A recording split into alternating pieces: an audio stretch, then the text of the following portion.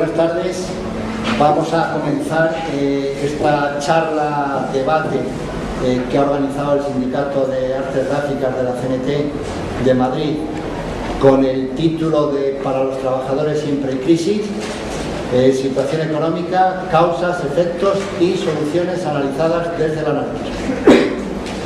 Entonces, como yo digo ya en estas charlas debate, porque es importante que participemos todos en ella, no me voy a extender mucho. Calculo que el máximo siempre estimo entre 30 minutos y 45 minutos, pero bueno, depende cómo vaya de fluida la conferencia y así vemos lo que la podemos alargar. Y vamos a comenzar con el título de la conferencia o de la charla de hoy, que es Para los trabajadores siempre hay crisis.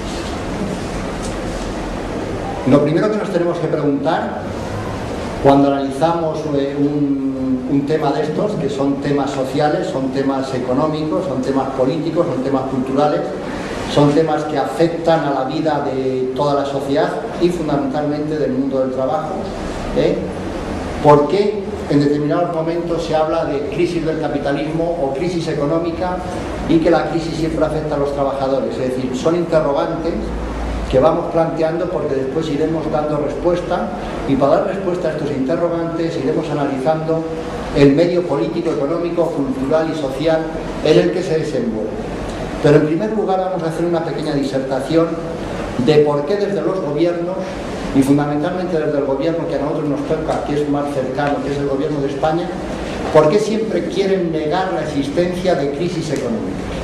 ¿Por qué ante la evidencia de una realidad injusta, de una realidad de penuria, de una realidad de miseria, de hambre, de desigualdades sociales, de paro, desocupación, por qué quieren negar que existe esa realidad?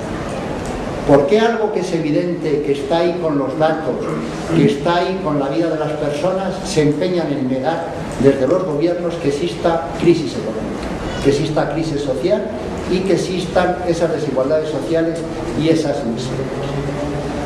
Ese primer interrogante de por qué desde el gobierno quieren negar la existencia de crisis es lo que nos tiene que hacer pensar que el gobierno precisamente es un ente privilegiado, o es un grupo, una clase dirigente privilegiada que está muy a gusto con la situación económica, política y social en la que se desenvuelve. De ahí que quiera negar cualquier dificultad, cualquier situación de crisis, para que no se ponga en tela de juicio su situación, para que no se ponga en tela de juicio sus privilegios, para que no se ponga en tela de juicio su poder, su gobierno y su estatus social. Porque si no existiera esta crisis, ¿cuál es el motivo de que de repente también digan que hay determinadas dificultades económicas, hay determinado parálisis en el crecimiento, hay algunos sectores que han entrado en dificultades? Es decir, intentan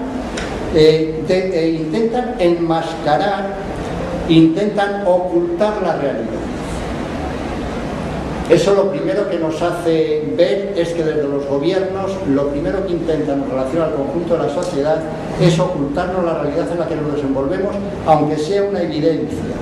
Y nos la intentan ocultar precisamente para que la población, la sociedad, no tome conciencia de esa realidad social, de esa realidad económica, y al no tomar conciencia no se plantee una respuesta activa, una respuesta organizada, una respuesta decidida frente a esa situación. Puesto que como no existen problemas, ¿para qué preocuparse de ellos?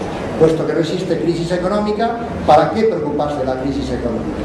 En definitiva, lo que nos está evidenciando esto es una situación de una sociedad dividida en clases sociales.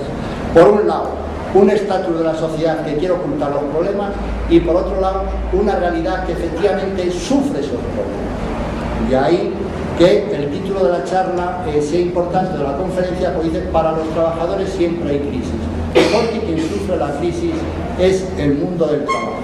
Es el mundo del trabajo el que tiene los bajos salarios, es el mundo del trabajo el que tiene la desocupación y el paro, es el mundo del trabajo el que no puede acceder a la vivienda, es el mundo del trabajo el que tiene las dificultades económicas y sociales de toda índole, incluso las culturales, porque no tiene acceso a una educación y a una formación en todos los aspectos de la vida.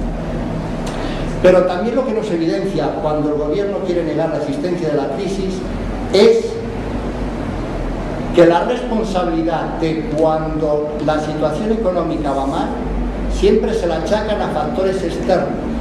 Habréis oído todos decir que los problemas económicos coyunturales que hay en estos momentos, que es la crisis económica del capitalismo, es producto de una situación y de un contexto internacional. Nunca hay una responsabilidad de esos gobiernos en estas situaciones de crisis. Siempre la responsabilidad, cuando las cosas van mal, es de un tercero, y normalmente siempre de un tercero a nivel internacional, contra el que el gobierno nunca puede hacer nada. Pero en cambio, cuando la situación económica es boyante, es próspera y es favorable, la responsabilidad de que esa situación económica favorable y boyante sí se la achaca el gobierno y dice que es un logro suyo. Por un lado, sí que son responsables, según ellos, cuando la situación económica va bien, puesto que es producto de su actuación, pero en cambio cuando la situación económica va mal no es producto de su actuación, sino que es siempre producto de unas causas ajenas a ellos. En definitiva, lo que persiguen es eludir todo tipo de responsabilidad del sistema económico y del sistema político que están defendiendo, y al mismo tiempo evidencia la falta de capacidad, en unos casos, para explicar por qué surgen las crisis del capitalismo, que no son crisis periódicas, sino que son crisis constantes, que son crisis históricas, que son crisis de una forma repetidas en el tiempo y algunas veces agudizadas. Dicho de otra manera, el capitalismo, como modo de producción, como sistema económico que es, está en crisis permanente, pero está en crisis permanente siempre para una parte de la población, para una parte de la sociedad, que es el mundo del trabajo, puesto que el capitalismo tiene la dualidad que por un lado concentra grandes riquezas, grandes bienes materiales, y por otro lado tiene la injusticia, tiene la tragedia de las muertes de hambre, de las muertes por miseria, de las injusticias económicas, de los bajos salarios, de la injusta distribución de la riqueza.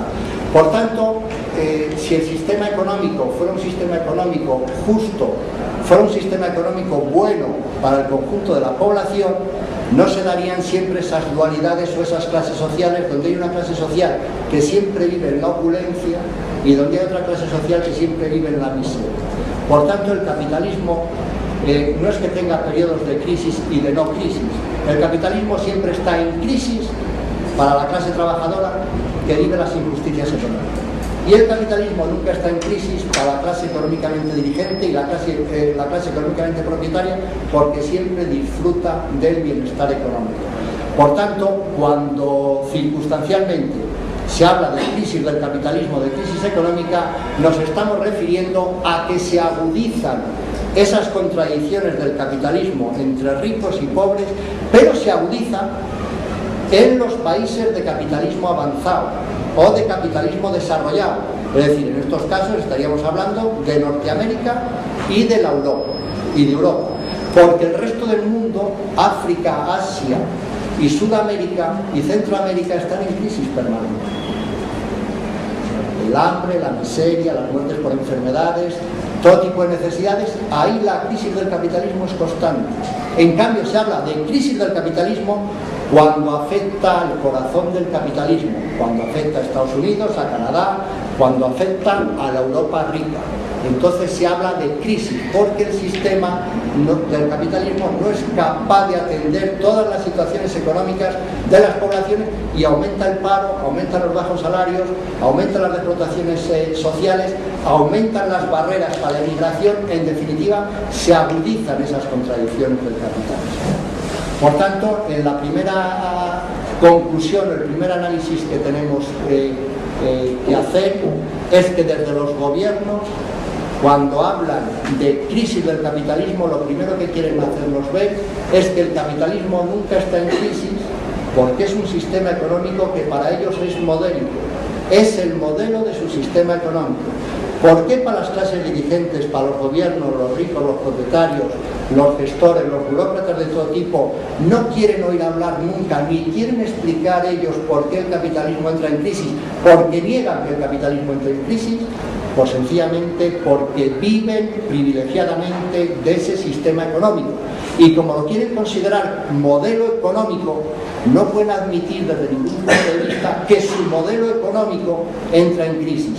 Porque si el modelo económico admitiera que entra en crisis, habría que reconocer a renglón seguido que hay que adoptar unas soluciones, o bien para acabar con ese modelo económico, que ya no está el modelo económico porque está en crisis y habría que sustituirle por otro, o porque habría que empezar a adoptar políticas económicas determinadas que realmente solucionaran los problemas económicos del conjunto de la población, cosa que tampoco hacen, y que es más, reconocen que todas las instituciones del capitalismo, tanto las nacionales como las internacionales, ante la actual crisis económica del capitalismo, no han tomado ni una sola medida para atajar estas situaciones. Es decir, la inutilidad de las instituciones internacionales del capitalismo para adoptar ningún tipo de medida política o solución a la situación que tenemos, reconocida por ellos y admitida por la realidad, puesto que no han puesto ningún tipo de política económica en marcha para solucionar esta situación. Ese es el motivo más importante de por qué desde los gobiernos se niega la existencia de la crisis del capitalismo, porque es su modelo económico del que viven de una forma privilegiada. Por poner un ejemplo, Rodrigo Rato dimite de un Fondo Monetario Internacional donde tenía un sueldo anual de 600.000 euros, más tratamiento y consideración de jefe de Estado. Dimite a los 3 años de estar en ese cargo por problemas familiares. Y a las 2 semanas los problemas familiares se les han solucionado y le empiezan a contratar grandes grupos económicos pagándole sueldos anuales de 6 y 7 millones de euros. Es evidente que esa persona va a defender el modelo económico del capitalismo por encima de todo, puesto que es un auténtico privilegiado y todas sus actuaciones, directrices y consejos y políticas económicas están guiadas por guardar ese privilegio económico. Por tanto, cuando vemos que desde los organismos internacionales sus rectores, sus burócratas defienden determinadas políticas, están defendiendo su estatus y sus privilegios personales. Y la burocracia económica que dirige todas estas instituciones, tanto las económicas como las políticas a nivel internacional, empezando por los organismos de la ONU, de la OCDE, de los parlamentos europeos, viven privilegiadamente de ese modelo económico y le defienden porque ellos son los privilegiados. Y no adoptan absolutamente ningún tipo de medidas para solucionar esas crisis reales del capitalismo que afectan a millones de personas, como han reconocido ahora que había un crecimiento de la hambruna en el mundo en más de 100 millones de personas, precisamente por la subida de los precios de las materias primas. No han adoptado ni una sola medida. En cambio, sí que han reconocido cuál sería el coste de solucionar esa gran hambruna que se está produciendo en estos momentos y que crece a más de 100 millones de personas anuales, que no tienen absolutamente nada para comer. Lo han estimado en unos 3.000 millones de euros. Pero no encuentran los recursos para poder financiar esos 3.000 millones de euros a nivel mundial. En cambio, aquellos que defienden el capitalismo, como pueden ser algunos gestores de Wall Street, de la Bolsa de Nueva York, es el sueldo anual que tienen algunos de ellos. Es decir, que una persona, si es capaz de acumular en un año 3.000 millones de euros como sueldo por gestionar las sociedades financieras, y al mismo tiempo todas las instituciones mundiales del capitalismo no son capaces de encontrar 3.000 millones en todo el mundo para solucionar esos problemas de hambruna de 100 millones de personas. Esto lo que significa es que el capitalismo no es un modelo económico para todo el mundo, es un sistema económico que defiende la concentración de la riqueza en muy pocas manos, y que esa concentración de la riqueza viene producida por una situación de miseria de millones de personas a nivel mundial. Para hacernos una idea, voy a ir introduciendo algún tipo de datos que vayan dando pinceladas y hechos sobre lo que estamos hablando. Las 6 mayores personas que concentran las mayores fortunas en el mundo, entre ellos Bill Gates, en fin, defensor y puesto en marcha todo el tema de la informática, 6 personas como él concentran el mismo nivel de riqueza que 3.000 millones de personas en el mundo. Es un dato escalofriante. Es decir, que 6 personas tengan el mismo nivel de riqueza que 3.000 millones de personas en el mundo que viven con 1 y entre 10 euros al día. Entre 1 y 3 euros al día. Esto significa que del sistema económico que estamos hablando, que es el capitalismo, no es ningún modelo absolutamente para nadie, salvo para las clases privilegiadas que viven de él. Por tanto, esas clases privilegiadas que dirigen los gobiernos, que dirigen los medios de comunicación, que dirigen las políticas, claro que tienen interés en reconocer que el sistema capitalista no tiene crisis, porque sería como reconocer que su situación económica es tremendamente injusta, porque está basada en la miseria de todas esas personas. Pero avanzando sobre esto, cuando nos quieren explicar, primero nos niegan la existencia de la crisis económica y después nos la quieren explicar cuando la situación es insostenible. Por ejemplo, en España, niegan que exista crisis económica. Hay pequeñas perturbaciones, como si fueran accidentes de la naturaleza, tsunamis, como si fueran las tormentas. Hay decrecimiento en el crecimiento económico que es tenue, o para poner la guinda, como ha dicho el ministro de la Economía, al final del túnel se verá la luz. Es decir, es una sarta de estupideces, es una sarta de memeces, es un declive intelectual y un ataque a la inteligencia que solamente lo pueden decir porque están convencidos que el conjunto de la población tiene un grado de alienación, de idiotismo y de incapacidad para comprender la realidad, que da igual lo que se les diga, porque como no van a entender nada, todo vale. Y vale hasta esa frase de un ministro de Economía, un tal Solbes, que dice que para solucionar la crisis, al final del túnel se verá la luz. Bien, la explicación económica. Pero no explican por qué la crisis económica se está produciendo. Nos dicen que es un problema de oferta y demanda. O nos dicen que hay unos especuladores con las materias primas, fundamentalmente de mercados a futuro, donde han hecho unas operaciones que les han salido mal y ahora tienen que vender precipitadamente. Siguen sin explicar nada. O nos indican que hay unos países emergentes que ahora les ha dado por comer. Y como comen más de lo que comían antes de ayer o hace 3 semanas, suben los precios de las materias primas, es decir, de los cereales y del arroz. Y eso ha provocado esta crisis económica e inflacionaria, que suban los precios. Como antes la población no comía, la población ahora come, pues hay que subir los precios de los productos alimenticios, porque esto no puede ser. Daros cuenta de las aberraciones que nos están explicando. La población no comía, la población ahora come.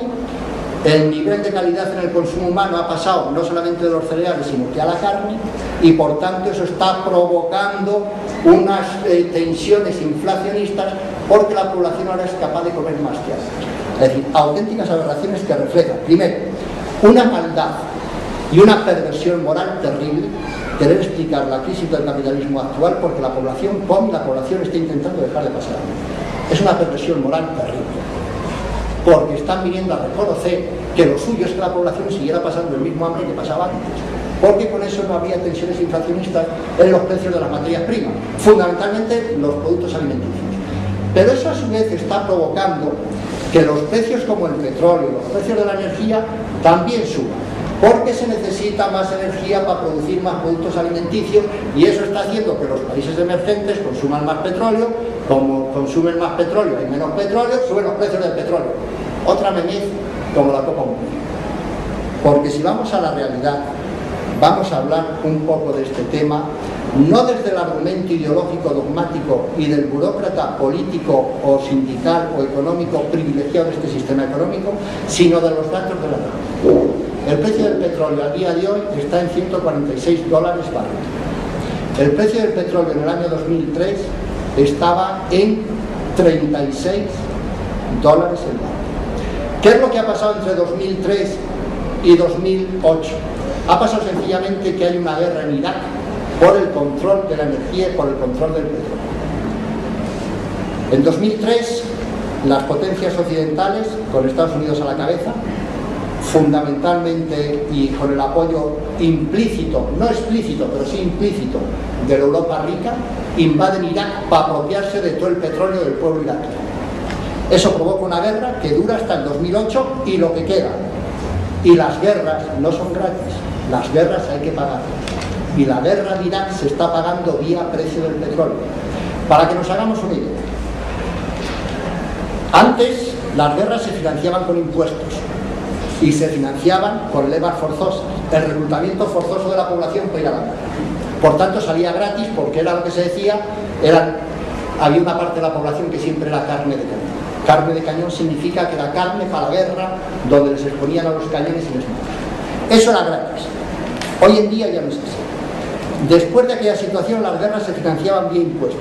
El subir los impuestos es un tema impopular, costoso y que a los gobiernos les cuesta el puesto y hay cambio de gobierno. No se financian las guerras así. La guerra actualmente se está financiando vía precios del petróleo. Hemos pasado de tener un precio del barril del petróleo de $36 en 2003 a $146 en 2008. Fundamentalmente la guerra de Irak. ¿Cuánto está costando la guerra de Irak? Y cuando os dé estas cifras, os voy a dar también las cifras que ellos dan de cuánto costaría solucionar los problemas de hambre en el mundo, incluidos los de sanidad, abastecimiento de agua y saneamiento de ciudades, y desarrollo educacional de las poblaciones. La guerra de Irak, según cálculos estimados, cuesta todos los meses 12.000 millones de euros. Os voy a ir traduciendo para que las cifras no nos confundan, porque si no, no vamos a saber de qué estamos hablando. 12.000 millones de euros mensuales son 2 billones de pesetas de las antiguas. 2 billones de pesetas es para tomar una referencia, el Producto Interior Bruto de España es 1 billón de euros, que serían 160.000 millones de pesetas. Digo, 160 billones de pesetas. Esto es, para un mes, 2 billones, es decir, el 1%. Pero si son 12 meses, por 12 son 144.000 millones de euros. 144.000 millones. Todo eso hay que multiplicarlo cada año, más los gastos adicionales. Hay un catedrático de Economía en Estados Unidos, Premio Nobel de Economía en el año 2001. Este catedrático ha estimado que la guerra de Irak viene costando unos 3 billones de euros al año a Estados Unidos, más otros 3 billones de euros al resto del mundo. Y esa factura de la guerra hay que pagar, y se paga vía petróleo. Y esa es la razón fundamental por qué el petróleo esté ahora tan caro, porque se está financiando la guerra de Irak, y de la guerra de Irak fundamentalmente hay dos beneficiarios. Las compañías multinacionales del petróleo, que son muy poquitas, y las compañías multinacionales de la industria armamentística, que son muy poquitas. Y ellas dos, junto con los gobiernos que las dirigen, son los que están haciendo que el precio del petróleo tenga estos precios, y son los que están haciendo que el capitalismo entre no en una crisis más, sino que el capitalismo se muestre como es, así de criminal, así de terrorista, así de explotador, así de inhumano, así de injusto, así de dañino. Esa es la cara del capitalismo. El capitalismo es un sistema económico fundamentalmente criminal. Para poderse mantener el capitalismo solamente se puede mantener en base a la muerte, en base a la destrucción de países, en base a la destrucción de poblaciones, en base al robo de las materias primas de todos los países. Desde la época de los romanos, donde el imperio romano y la época del imperialismo y anteriores imperios, siempre todos estos estados, con sus diferentes modos de producción, siempre vivieron del robo, de la explotación y de la violencia. Siempre hicieron campañas en Etiopía, en el norte de África, en Asia, para robar las materias primas a otros productos. Y que las poblaciones vivieran, como se diría en Roma, de pan y circo. Vivieran en una sociedad opulenta, en una sociedad del ocio, en base a la muerte y la destrucción del resto de los países. Y ese esquema del Imperio Romano se ha repetido hasta la actualidad y se sigue repitiendo en la actualidad. En estos momentos las sociedades ricas del mundo, Europa y Estados Unidos, se sustentan en el imperialismo económico, que no es ni más ni menos que las guerras coloniales, fundamentalmente ahora por las materias primas y fundamentalmente por los recursos energéticos, para tener un precio del petróleo que les permita vivir. Pero todo esto tiene que tener una explicación que vaya más allá de estas consideraciones económicas y consideraciones políticas, porque tiene que haber una respuesta a por qué estos grupos de poder, estos grupos económicos que manejan las compañías del petróleo, que manejan las multinacionales de la industria armamentística, que manejan las multinacionales de los medios de comunicación, que en definitiva quieren confundir, manipular y engañar a las poblaciones, ¿por qué hacen todo eso?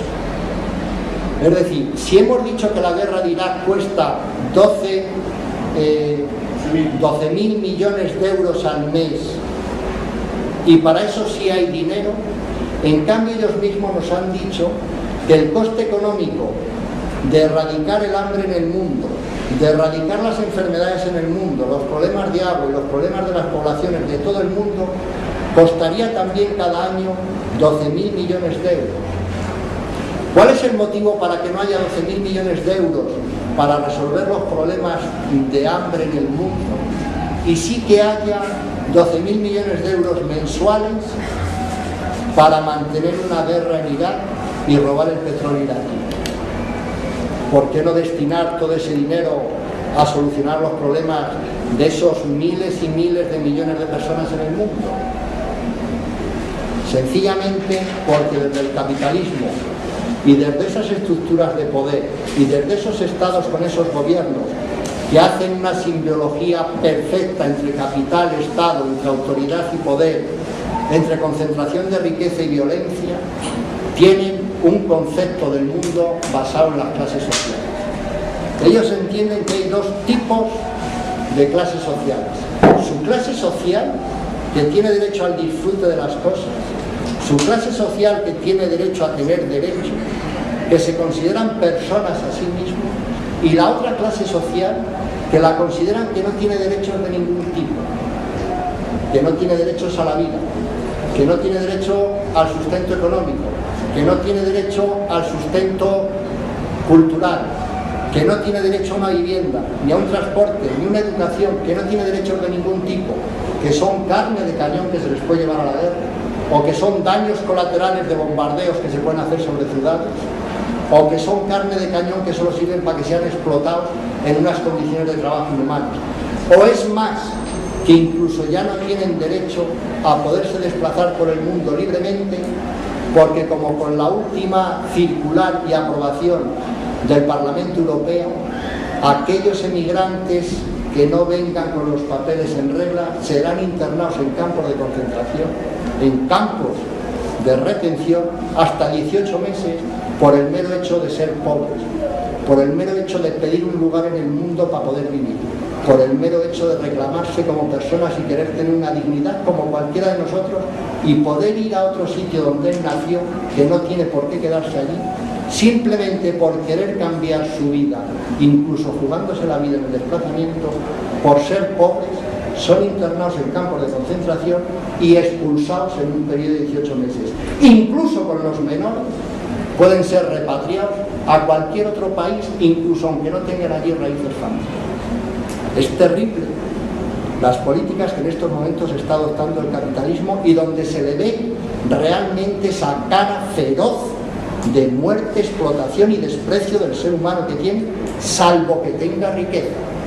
Porque si eres emigrante y eres rico, como es el rey de Arabia Saudí, cuando viene a España se le pone una alfombra roja, se le aloja en sus palacios marbellís y se le da tratamiento de Estado, aunque sea el jefe de una iglesia espiritual responsable de los múltiples atentados suicidas que está habiendo en el mundo, incluidos los de las Torres Gemelas de Nueva York.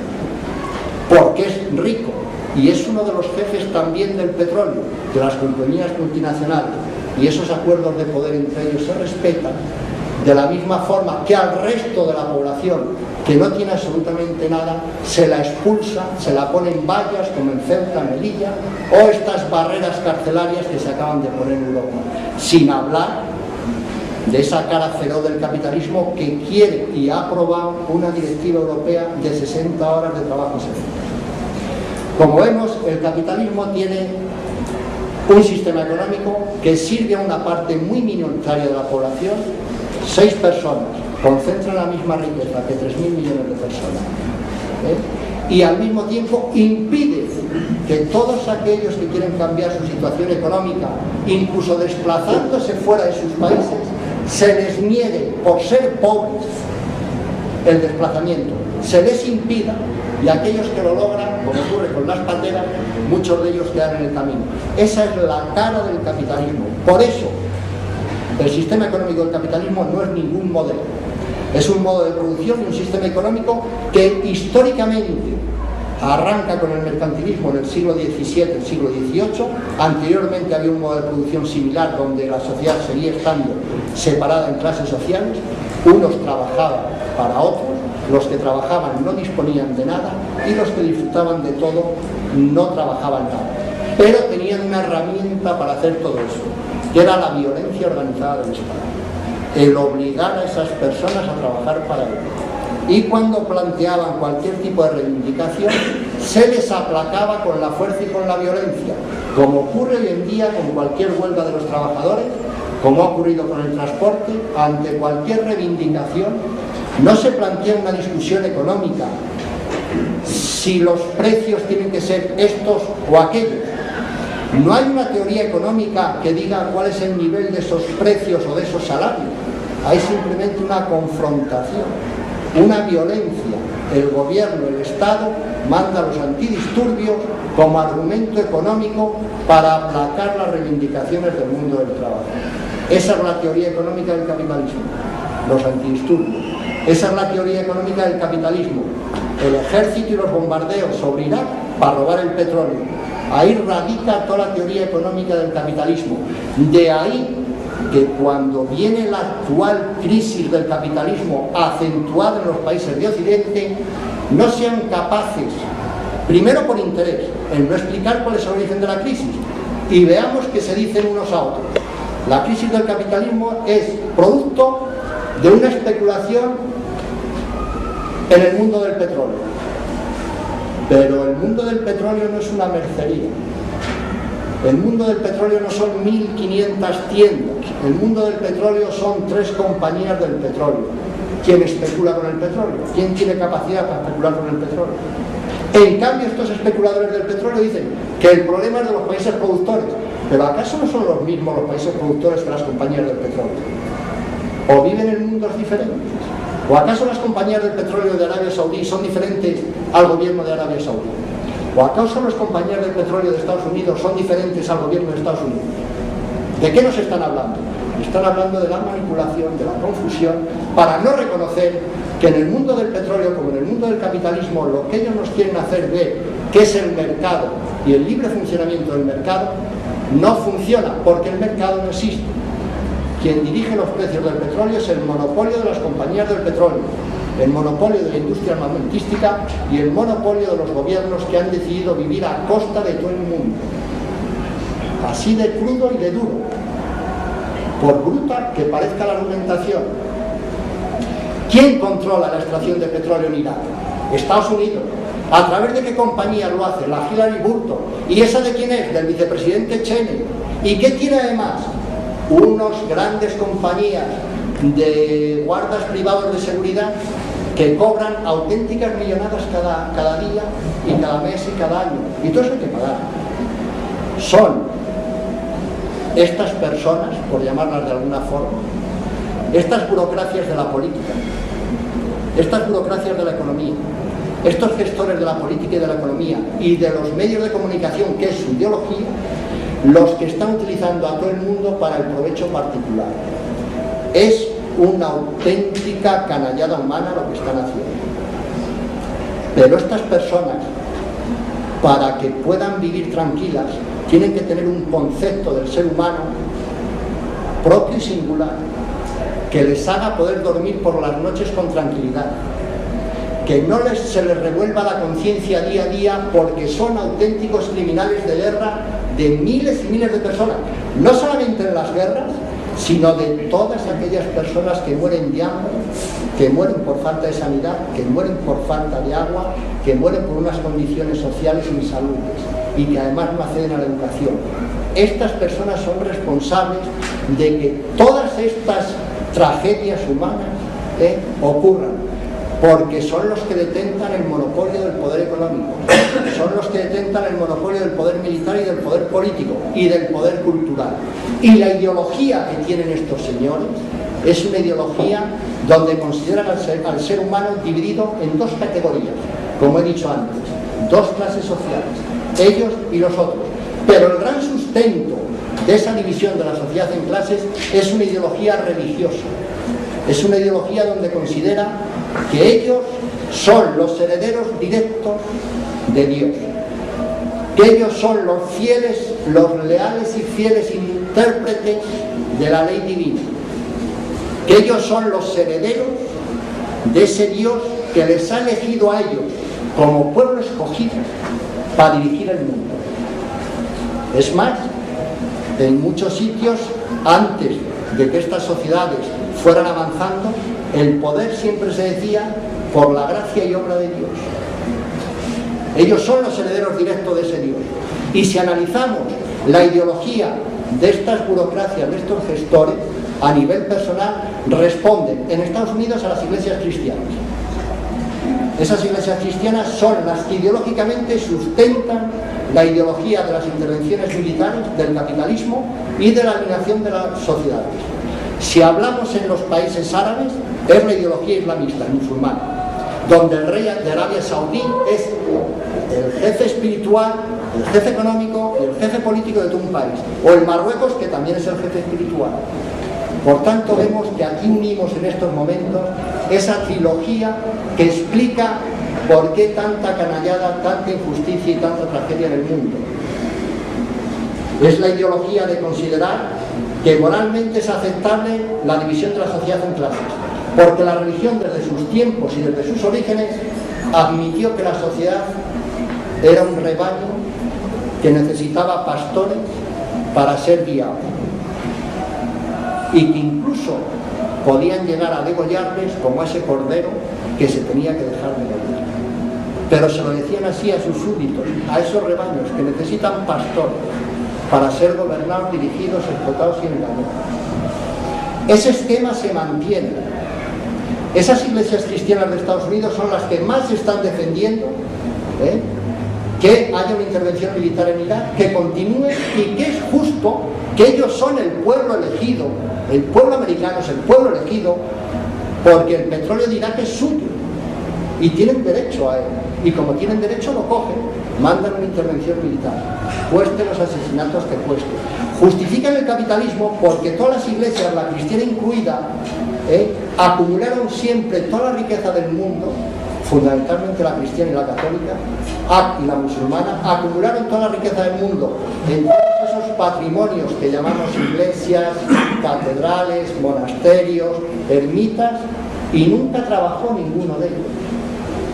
Nunca trabajaron, siempre vivieron a costa de la población, porque tenían la ideología y la espada, la cruz y la espada, y en base a eso hicieron trabajar a poblaciones enteras durante siglos enteros para elevar esos monumentos que ahora nos quieren hacer creer que forman parte del patrimonio cultural histórico de los pueblos, cuando son auténticos monumentos de la aberración humana y de las injusticias humanas. ¿Cómo se puede entender que, por ejemplo, en el siglo XI, en el siglo XIII o en el siglo XV se levantaran unas catedrales que costaba hacerlas 100, 200 años y donde se concentraba la riqueza y el esfuerzo laboral de toda la población, y al mismo tiempo la población viviera en la más absoluta miseria y en la más absoluta de las penurias? Por un lado había una organización política, en este caso religiosa, que levantaba unos templos enormes, inútiles, porque no servían absolutamente nada más que para hacer muestra del poder económico y político y militar que tenía, porque no servían para la sanidad, no servían para la educación, no servían para trabajar las tierras, no servían para la industria, solo servían como exponente del poder para acogotar y alienar más a la población. Y al mismo tiempo que dedicaban a eso todos los recursos, la población estaba en la más absoluta de las miserias. ¿Cómo se puede mantener eso si no es en base a la violencia? No tiene otra explicación. pero a su vez no se puede mantener eso si no es en base a una ideología que considera que ese estamento y esa burocracia religiosa tiene todos los derechos y privilegios del mundo y que todo el resto de la población solamente tiene derecho a trabajar para ello y en las condiciones que manda. Porque no se nos ha de olvidar que el mundo del trabajo, el mundo de los trabajadores, que es el nuestro, no empieza a reivindicar derechos laborales de una forma abierta hasta el siglo XIX.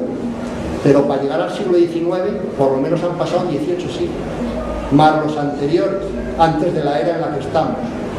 Con lo cual, nos podríamos haber hecho una idea si en vez de dedicar todo el esfuerzo que hizo las poblaciones a construir lo que ahora se llama patrimonio histórico de las naciones, catedrales, iglesias, palacios, conventos, se hubiera dedicado a una labor social, el nivel de riqueza que tendrían los pueblos y sobre todo una riqueza útil y social para todos.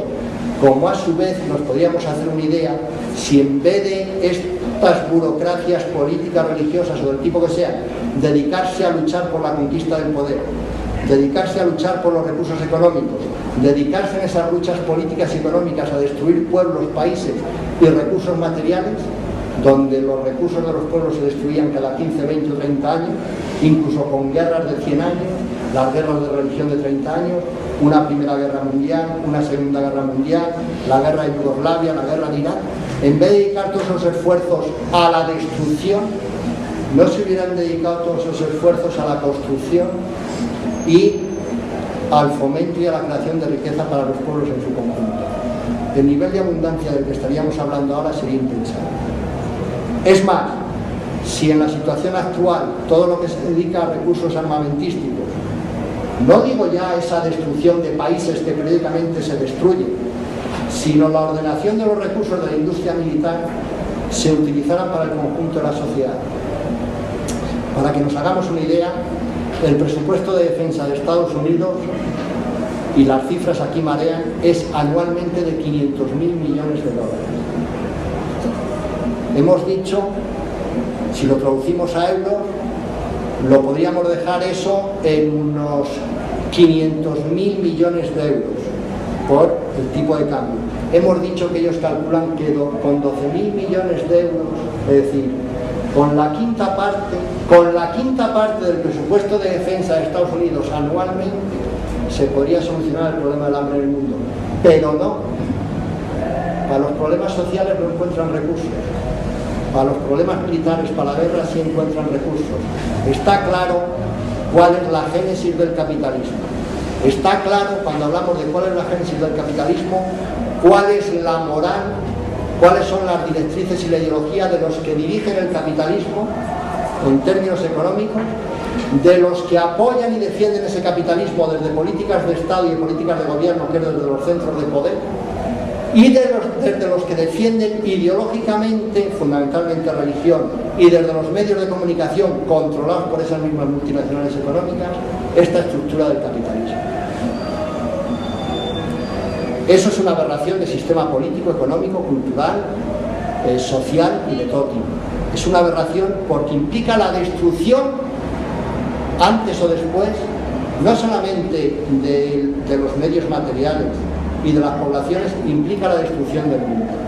Implica lo que en estos momentos se habla de esas crisis, que es la crisis política del Estado, que no resuelve nada, la crisis política del capitalismo, que acentúa las injusticias, pero está la crisis de la demografía, de la población, y la crisis ecológica, que significa la destrucción del hábitat en el que estamos.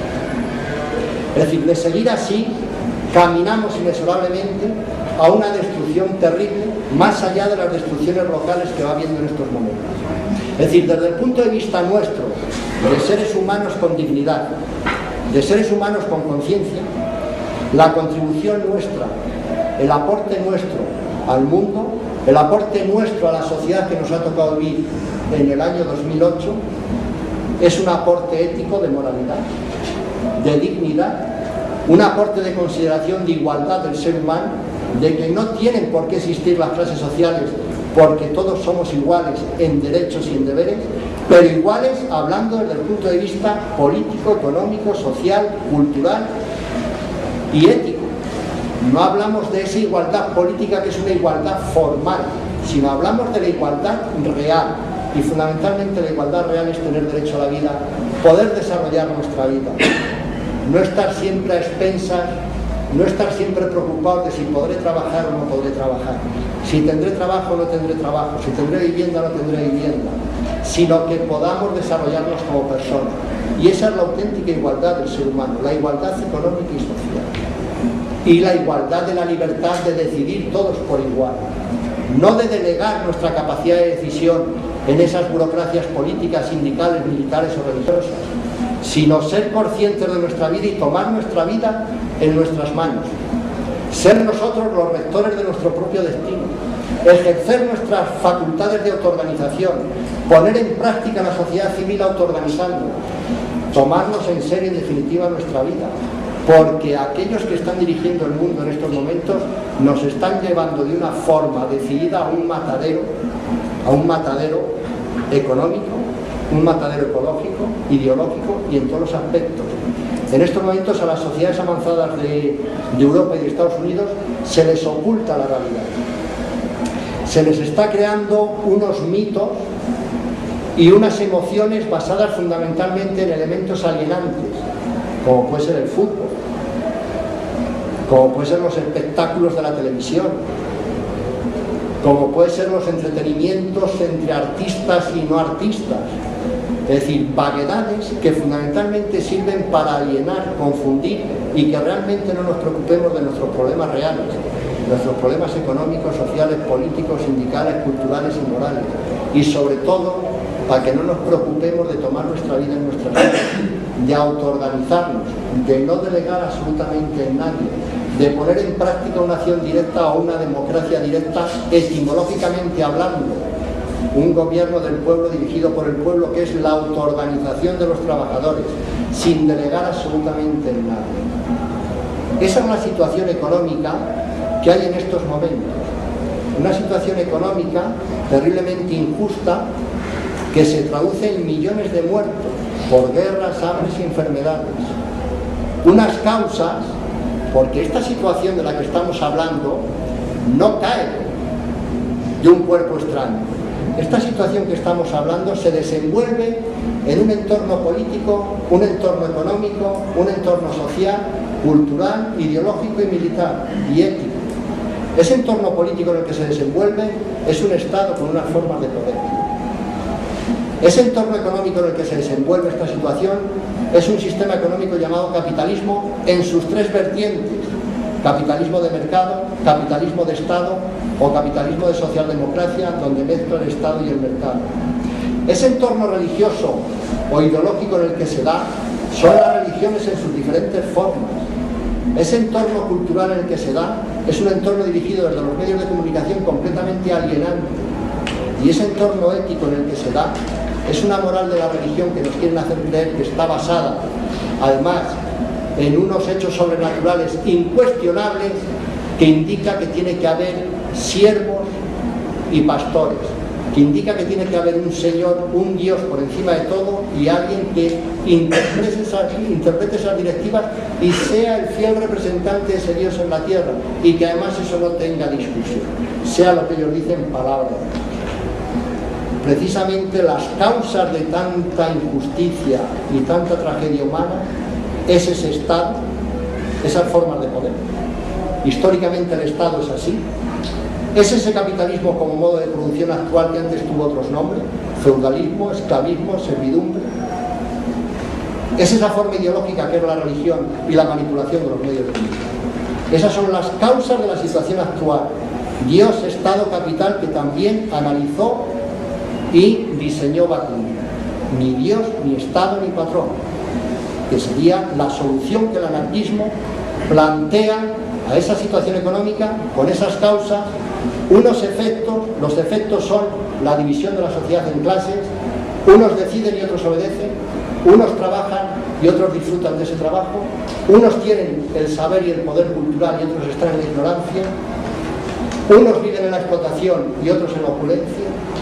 y siempre somos los trabajadores los que estamos en la parte débil, como clase socialmente dominada, explotada, alienada, ignorante y que sufre la miseria, porque somos la carne de cañón y la carne de fábrica de esas minorías privilegiadas que viven a costa nuestra. Y la solución analizada desde el punto de vista del planteamiento anarquista es una solución de un nuevo orden ético y social. Un nuevo orden ético porque es la base de la consideración de que todos los seres humanos somos iguales. Es una ética que ya no se basa en esa religión ni en ese Dios. Es una ética que se basa en la naturaleza, en la sociabilidad, en la ayuda mutua, en la solidaridad como factor de evolución de los pueblos. Es una ética basada en la naturaleza que sobre todo nos indica la dignidad del ser humano. Es una ética que es el apoyo mutuo, el instinto de sociabilidad, el instinto de vivir en sociedad, en una auténtica sociedad en igualdad de derechos y de deberes. Es una ética basada en el principio de la libertad y de la responsabilidad, donde el ser humano no tiene que ser guiado ni dirigido absolutamente por nadie, porque tenemos capacidad para pensar, decidir y actuar por nosotros mismos. Y es una ética basada en una cultura de que todos tenemos que tener acceso a la cultura, porque es el saber, el conocimiento, la utilización de la ciencia como método de análisis para solucionar no solamente los problemas científicos y técnicos, sino para solucionar los problemas económicos y sociales.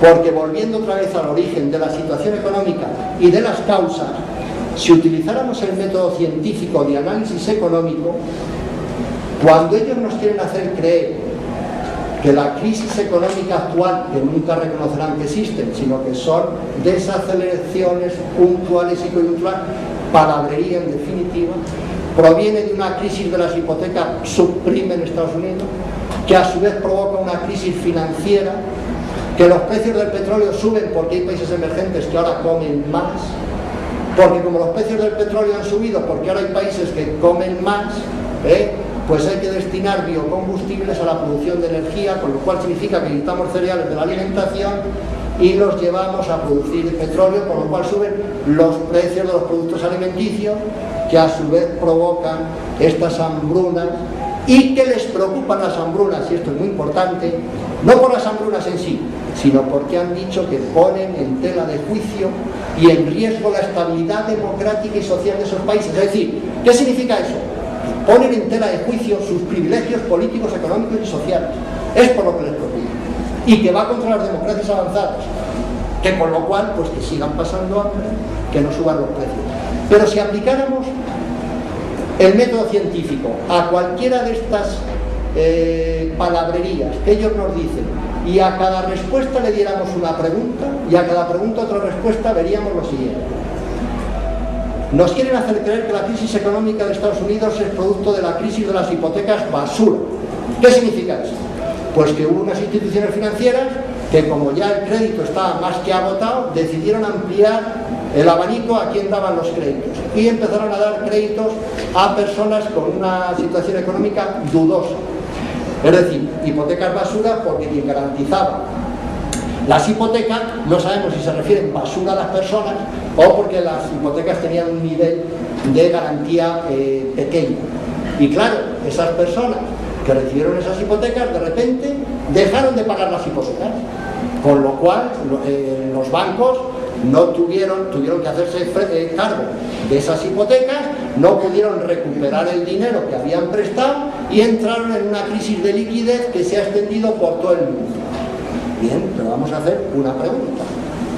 ¿Por qué esas personas a las que se dio una hipoteca en su día dejaron de pagar la hipoteca?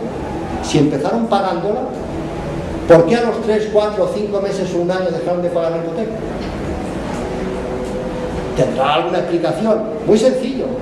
Dejaron de pagar la hipoteca porque los niveles salariales bajaron. Dejaron de pagar la hipoteca porque el nivel de paro aumentó. Pero bueno, habrá que hacerse la siguiente pregunta. ¿Por qué bajaron los salarios y por qué aumentaron los niveles de paro?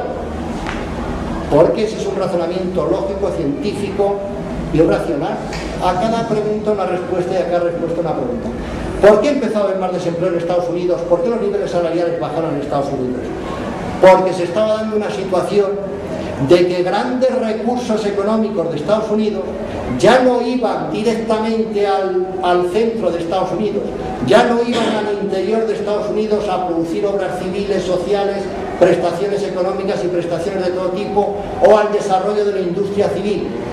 Había una ingente cantidad de recursos que salían de Estados Unidos a financiar una guerra, que era la guerra del petróleo de Irak, a unos niveles tales que empezó a provocar los aumentos del paro y los bajos salarios en Estados Unidos, porque el ciclo económico de la inversión de todo ese dinero ya no iba adentro de Estados Unidos, sino que iba a matar iraquíes para robarle el petróleo. Y la forma en la que se devolvía ese petróleo a Estados Unidos no era en forma de dinero, era en forma de grandes gastos militares, grandes gastos de la industria armamentística y grandes beneficios para la industria petrolera, que no lo invertía otra vez en Estados Unidos, sino en seguir manteniendo los niveles de seguridad de la guerra del Golfo. Por tanto, la pregunta y la respuesta nos lleva a que la crisis de las hipotecas basura es una primera respuesta a una serie de preguntas que nos llevan otra vez a la guerra del Golfo. Y las guerras coloniales hay que pagarlas, las guerras imperialistas, como todas las guerras, hay que pagarlas. Y esa es la explicación de que Estados Unidos entre en una depresión terrible, porque esos gastos tan inmensos en presupuestos de defensa y en la industria armamentística salen de algún sitio. Y las guerras, como se dice, las paga siempre el pueblo, las paga en vidas humanas y en recursos materiales. Esa es la razón de la crisis económica de Estados Unidos, que extiende a todo el mundo, porque ahora el precio del petróleo, una vez que ha subido el precio del petróleo, incide en los productos alimenticios, porque todos los procesos productivos utilizan petróleo, incide en que se destinen más productos de la alimentación para producir petróleo, porque el precio del petróleo se ha multiplicado por 10, e incide en que toda la economía real, la economía civil y la economía de la que viven los pueblos entre en una profunda recesión, porque se está dedicando todo a pagar una guerra para beneficio de la industria armamentística y para beneficio de las multinacionales del petróleo, que a su vez son la familia Bush, que vive del petróleo, y las familias de las monarquías de Oriente Próximo. Esa es la auténtica razón del agudizamiento de la crisis del capitalismo. Pero es que el capitalismo, para existir históricamente, siempre ha implicado la práctica de la destrucción. No se conoce la historia del capitalismo sin que cada un periodo de 20-30 años destruya sistemáticamente el mundo, o destruya sistemáticamente muchos países, o, como han querido hacernos creer, ahora en la práctica de la reconstrucción de Irak va a haber un florecimiento de la economía capitalista, o en la práctica de la reconstrucción de Yugoslavia va a haber un florecimiento de la economía capitalista. Hay que ser un auténtico canalla para llegar a esas conclusiones económicas y defender eso como modelo económico o como teoría económica. Es una auténtica inhumanidad, una injusticia. Pues el capitalismo no se puede defender desde ningún punto de vista. Pero si volvemos a las causas que nos quieren hacer ver de dónde proviene la crisis económica, por ejemplo en España, cuando el otro día el presidente del gobierno le oíamos decir que aquí crisis económica no existe, porque él vive de ese modelo económico, que aquí había pequeñas turbulencias. Eso sí, que descontado el sector de la construcción, el resto de los sectores crecen. Pero si descontamos al 20% de la economía de un país, porque como no nos gusta ese 20% de la economía del país, pues nos quedamos con lo que nos gusta. Y seguramente lo que nos gusta es que él financia a la Iglesia Católica en 500.000 millones de pesetas al año. Si se refiere a que eso sí que ha aumentado, es cierto. Pero dejando un poco este chascarrillo, para que veamos de si hay o no hay dinero para unas cosas y de si hay o no hay dinero para otras cosas, porque habíamos hablado que para solucionar esos problemas de los 100 millones de personas que pasan hambre por esta crisis de los precios de los alimentos, con 3.000 millones de euros sería suficiente. Es justo lo que el Partido Socialista Obrero Español destina cada año a la Iglesia Católica a mantener un cuerpo parasitario que vende mentiras y que vive de las mentiras de la religión. Los mismos 3.000 millones de euros, que es lo que recibe anualmente la Iglesia Católica en España. Vemos cómo hay una simbiología, como explicaba antes, entre gobierno, religión y capitalismo, porque unos a otros se mantienen y se apoyan. ¿Pero qué nos decía el presidente del gobierno? Dice, desde luego hay un pequeño parón en la construcción. Cualquiera que tenga dos ojos en la frente verá que el sector de la construcción se ha derrumbado completamente. está completamente paralizado. Por tanto, los niveles de paro van a aumentar. Pero van a aumentar en España en la construcción y en el resto de los sectores, porque si un sector crece y representa el 20% de la economía de un país, si el 20% de la economía de un país se para, la producción inducida de ese 20% de la producción de un país también va a tener un efecto. No hay compartimentos estancos, tendrá efecto como va a tener en otros muchos sectores. Pero ¿qué explicación ha querido dar desde las órbitas del gobierno? ¿Qué explicación han querido dar a esta no crisis del capitalismo, que está producida por factores internacionales? En el caso de España no es cierto. En el caso de España, el problema de la construcción y del boom inmobiliario y de la especulación inmobiliaria es una crisis inmobiliaria propia, singular y genuina que se ha generado aquí de 10 años para acá, donde se han venido produciendo anualmente cerca de 800.000 viviendas cuando no se necesitaban ni mucho menos la mitad de ellas. Entonces, ¿qué ha ocurrido? Que ha llegado un momento que tanta producción, tanta subida de precios para un sector tan sumamente caro, no había mercado para él, no había capacidad de compra y se ha paralizado, porque hay ahora tal stock de vivienda que no hay dinero para comprarlo. Y eso no ha venido influido por una situación internacional, eso ha venido influido porque la vivienda en España de 10 años para acá ha multiplicado el valor por 10. Y no hay precios para comprar esas viviendas. Y ahora además estos constructores quieren que se les ayude a solucionar un problema que han generado ellos mismos. Y no era a nivel internacional, era propio. Pero a su vez esta situación nos muestra otra cara del capitalismo. El capitalismo entra en crisis, como entra la construcción, por una crisis de sobreproducción. Porque el capitalismo siempre tiene mucha mayor capacidad productiva de aquella que permite luego que sea capaz de absorber el mercado o la sociedad. Es decir, en España existen dos problemas en cuanto a la vivienda. Existe un problema de sobreproducción de vivienda y existe un problema que la población no puede acceder a la vivienda. Desde el punto de vista racional esto es una locura. ¿Cómo es posible que en un país haya una oferta, una sobreproducción de viviendas, haya un parque de viviendas de más de 1 millón de viviendas que no se pueden vender, haya necesidades de viviendas por más de 1 millón de personas y a su vez no puedan acceder a la vivienda? Y precisamente no pueden acceder a la vivienda aquellos que han construido las viviendas. Es el capitalismo un sistema económico injusto, irracional y desde luego no tiene ninguna lógica que las crisis del capitalismo se produzcan siempre por sobreproducción, por excedentes, por tener más capacidad de producir de lo que se es capaz de consumir y a su vez se impida que la población disfrute de esos bienes. Por poner un ejemplo que sé que no hace falta, es como si con estas grandes hambrunas que hay en el mundo hubiera un almacén al lado lleno de arroz y de trigo y estuviera ese almacén rodeado de ametralladoras para impedir que la población que pasa hambre pueda acceder al almacén donde puede satisfacer tantas necesidades. Y si a alguno se le ocurre coger ese trigo, sea ametrallado porque se considera que eso es propiedad privada, que eso es propiedad particular. Es un sistema aberrante. No solamente está basado en la clase social, sino que está basado en la propiedad de las cosas, precisamente cuando los propietarios son aquellos que no contribuyen a la producción de la misma. Podríamos hablar mucho más del capitalismo, pero con estos síntomas que hemos dicho.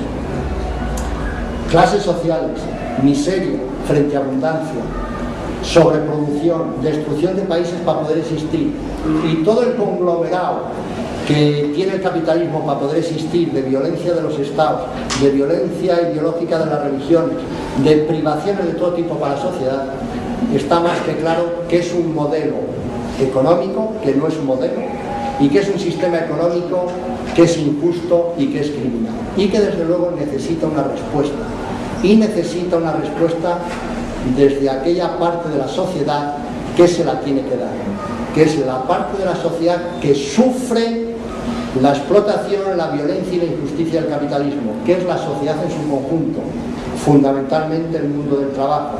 Esa sería la otra parte de la conferencia, de la charla, que son soluciones analizadas desde el anarquismo. La solución que el anarquismo da al capitalismo es una solución que es la destrucción del capitalismo. El capitalismo no es un sistema económico que se pueda reformar, parchear o adaptar. El capitalismo para el conjunto de la sociedad no admite remiendos, porque solamente sirve a los intereses de una minoría. Para el anarquismo, el sistema económico capitalista es un sistema económico a destruir, a sustituir, pero no solamente el capitalismo, porque el capitalismo es un sistema económico que convive a su vez con unas estructuras políticas, ideológicas, culturales y éticas determinadas. Y si nos planteamos la sustitución de una parte de ese aparato que es un todo, tenemos que poner en su lugar un todo. Y desde ese punto de vista el anarquismo también tiene una solución para el Estado, para la religión, para la economía, para la sociedad. Y para no extenderme en eso voy a hacer ahora unas pinceladas en lo que es la solución analizada desde el punto de vista del anarquismo. Pero voy a hacer esa solución dándola desde la economía y definiendo la economía desde la economía política, que en definitiva la economía es política, porque es distribución de los recursos de una forma o de otra, es distribución de los tiempos de trabajo, de cómo se trabaja, cuántas horas se trabaja, qué se produce, cómo se produce, dónde se produce y en qué términos se produce. Por tanto es un concepto político, es decir, la economía ante todo es una economía política, no son políticas económicas, que las políticas económicas sería el desarrollo de determinadas doctrinas económicas, es decir, el capitalismo tendría sus políticas económicas, el capitalismo de Estado sus políticas económicas, el capitalismo de mercado sus políticas económicas, pero el capitalismo es una economía política, como a su vez es una economía política el socialismo de Estado, como a su vez es una economía política el comunismo libertario. Y el anarquismo, que tiene su economía política, que es el comunismo libertario, definimos la economía de una forma muy sencilla. La economía etimológicamente en griego significa eco, casa, nomía, administración, administración de la casa. Pero es una administración de la casa donde la economía hay que estudiar qué necesidades y deseos tiene el ser humano y la sociedad en su conjunto. Algunas veces me voy a repetir porque sé que si no pueden ser conceptos nuevos que nos perdamos. Y prefiero repetirlo dos veces. Por tanto, la economía sería la administración de la casa, el estudio de nuestras necesidades y deseos, y la forma de satisfacerlas serían esas necesidades y deseos individuales y colectivos, y la forma de satisfacerlos con el menor empleo de tiempo, con el menor empleo de recursos humanos y materiales, y todo ello en equilibrio con la naturaleza. Porque si no respetamos la naturaleza en la que nos desenvolvemos, si no tenemos un modelo económico armónico con la naturaleza, es decir, ecológico y sostenible, que se dice ahora, estaremos destruyendo el medio en el que nos estamos desenvolviendo y acabaremos destruyendo toda la casa, con lo cual no tendremos después un hábitat en el que estar. Por tanto, la economía es esa administración de la casa que estudia las necesidades y deseos del ser humano y de la sociedad en su conjunto y que ve cómo satisfacerlas con el menor empleo de recursos humanos y materiales en equilibrio con la naturaleza y bajo dos principios, que es que cada cual aporte según sus posibilidades y cada cual reciba según sus necesidades, que es un concepto moral, ético. Es un concepto de generosidad del ser humano, es un concepto de tener otro concepto de la condición humana, es un concepto de tener otra visión del mundo, no solamente desde el punto de vista cosmológico de la cosmovisión del mundo, sino sobre todo tener otro concepto de la condición humana, tener otro concepto de lo que es nuestra vida, de a qué tenemos que dedicar nuestra vida. Pero a su vez, esa definición de economía se tiene que desenvolver en una organización política, económica, cultural y social determinada. Tiene que ser una organización política sin Estado y sin gobierno, porque no se trata de gobernar a los seres humanos, se trata de organizar a los seres humanos. Los seres humanos no necesitamos que nos gobiernen. ¿Quién es aquel que es capaz de decidir yo soy capaz de organizar, de gobernarte a ti? ¿Y a ti quién es capaz de gobernarte? ¿Por qué tú vas a ser el elegido para gobernar a quién? ¿Y en base a qué? Si además luego vemos que es una mentira, que ese gobierno se ejerce para el privilegio personal, en detrimento del gobernante. Por tanto, se tiene que dar en un sistema político sin Estado, sin gobierno, porque no se trata de gobernar, sino de organizar a los pueblos. Y se tiene que dar en un sistema económico sin capitalismo, sin explotación, porque no se trata de explotar a los seres humanos, no se trata de vivir a costa del trabajo de los demás, no se trata de apropiarte del esfuerzo de los demás, se trata de administrar las cosas, se trata de administrar los recursos porque todos tenemos necesidades y deseos. No se trata de que yo trabaje para otro, se trata de que los dos trabajemos. No se trata de que haya una población ociosa, burocrática, improductiva y haya una población que dedique todas las horas del día a producir y a trabajar para esa población improductiva que a su vez luego la acumula todo. No, se trata de administrar las cosas para que todos disfrutemos de las cosas. Y se trata de realizar ese sistema económico en un entorno ideológico y cultural donde guíe la ciencia, la razón, la cultura y la lógica, donde no guíe el engaño, la mentira y la religión, donde no guíe la manipulación. Y se trata de hacerlo eso en una sociedad donde haya identidad de intereses, no conflicto de intereses. Se trata de organizar eso en una sociedad sin clases sociales. Las clases sociales es la confrontación de intereses. Unos viven a costa de otros, unos viven gobernando a otros, unos viven explotando a otros. Hay una confrontación de intereses. Se trata de que sea una sociedad de iguales, sin clases sociales, donde haya identidad de intereses, donde todos tengamos iguales derechos y iguales deberes. Y no suceda como ahora, grandes capas de la población trabajando 12, 14 y 60 horas, como nos quieren hacer trabajar, para los que no las trabajen. Y a su vez con unos niveles de paro forzoso de millones y millones de personas que se les impide participar en el proceso productivo, al mismo tiempo que hay unas ingentes necesidades materiales. Es una aberración el capitalismo desde el orden moral y desde el orden racional terrible. Por un lado, grandes capas de la población trabajando todo el día, grandes capas ociosas viviendo de esa situación, grandes capas de la población sin tener recursos para vivir y grandes capas de la población a las que se las impide contribuir para que haya recursos para vivir. Es una aberración desde cualquier punto de vista que se le toque. Y es más, en esa igualdad de derechos y de deberes, si cogiéramos un ejemplo muy sencillo, si en estos momentos en España trabajan 18 millones de personas, cuando hay una capacidad para que trabajen 25, sin hablar de todos los cuerpos parasitarios, burocráticos, religiosos, militares y de cualquier tipo que viven de la sopa boba. Si estas personas ahora trabajan, pongamos por ejemplo 18 millones de personas 8 horas al día, si trabajaran las 25 ya no trabajarían 8, trabajarían bastante menos. Y si en vez de haber una capa burocrática parasitaria de 3 o 4 millones de personas también contribuyeran al sector realmente productivo, se trabajaría menos horas. Y si a su vez se ordenara la producción, quitando todos esos gastos y esos procesos industriales, como puede ser la industria armamentística, que consume infinidad de recursos y tiene una utilidad para destruir, matar, asesinar y robar a los pueblos, estaríamos hablando de un sistema económico racional, justo, y que estaríamos en una época de la abundancia con muy poquitas horas de trabajo.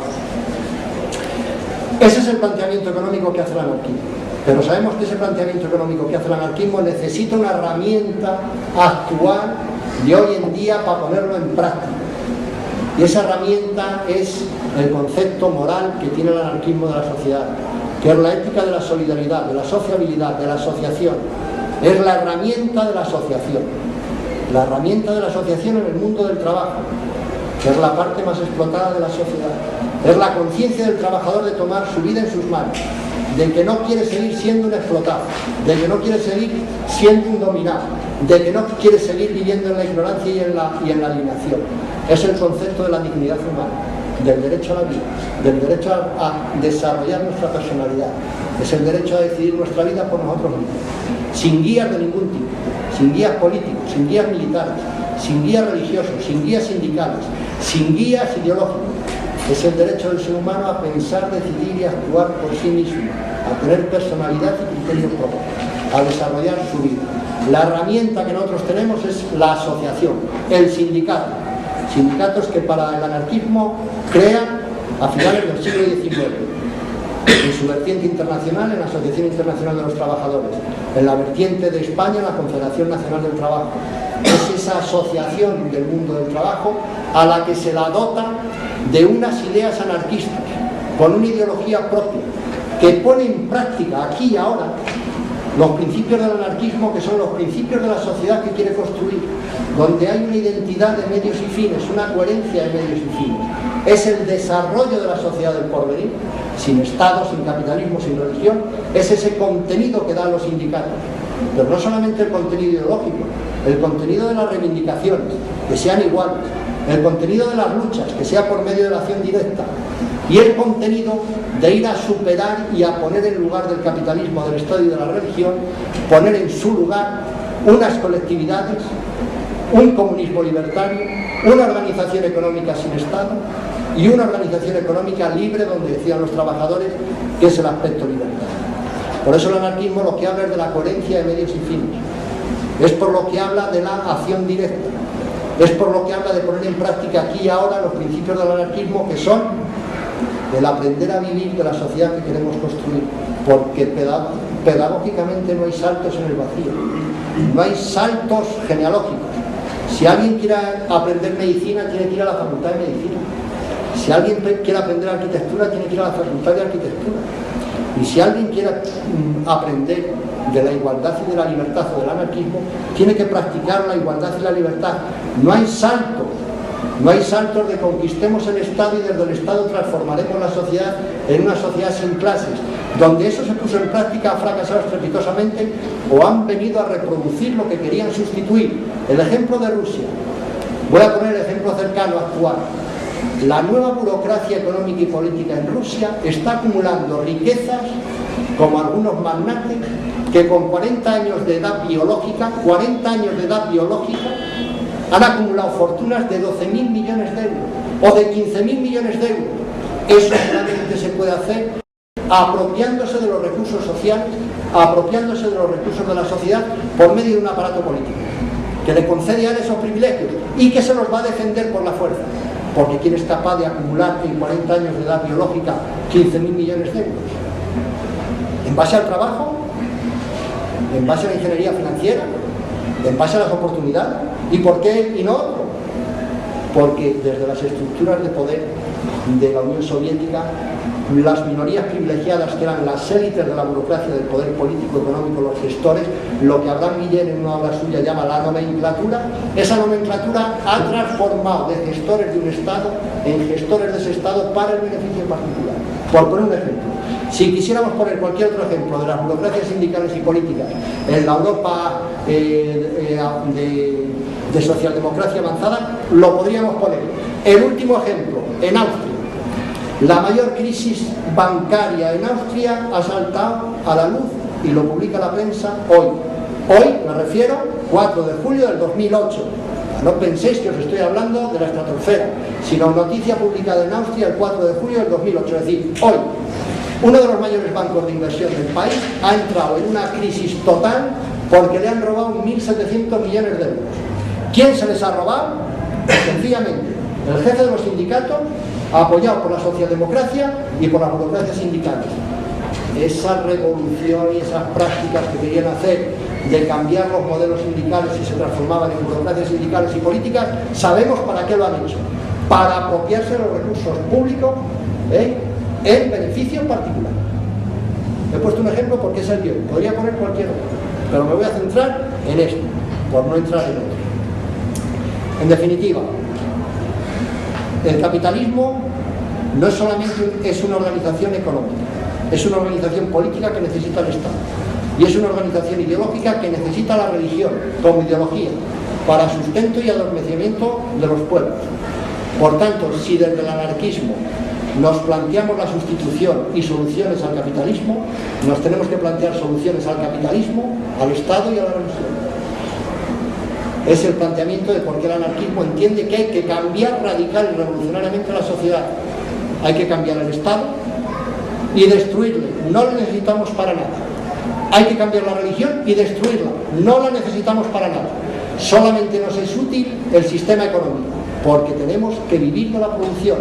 pero gestionado por nosotros, autogestionado por los trabajadores, por el sindicato de los trabajadores, que es la autoorganización de los trabajadores, con unos principios y unos criterios de igualdad real para todos, con esa fórmula que cuando la CNT tuvo fuerza suficiente puso en práctica. La puso en práctica en las colectividades libertarias del 19 de julio de 1936 como respuesta además a un golpe de Estado fascista del capitalismo y de la Iglesia en España, y puso en práctica la construcción de las colectividades libertarias y del comunismo libertario en base a un dictamen de un congreso de la CNT del 1 de mayo de 1936, es decir, 2 meses antes de la respuesta social. Y toda la construcción social del comunismo libertario de la CNT se basaba en 2 principios. El principio de que cada cual tiene que aportar según sus posibilidades, con las únicas limitaciones morales e intelectuales que tenga, y el segundo principio, que cada uno tiene que recibir según sus necesidades, con las únicas limitaciones materiales que tenga la sociedad en su conjunto. Y con esos 2 principios, de cada cual según sus posibilidades y a cada cual según sus necesidades, llevado a la práctica, la CNT construye todo el sistema económico de las colectividades libertarias. Y aquí lo dejo porque no me voy a extender más, y ya que sea realmente la charla debate que habíamos planteado.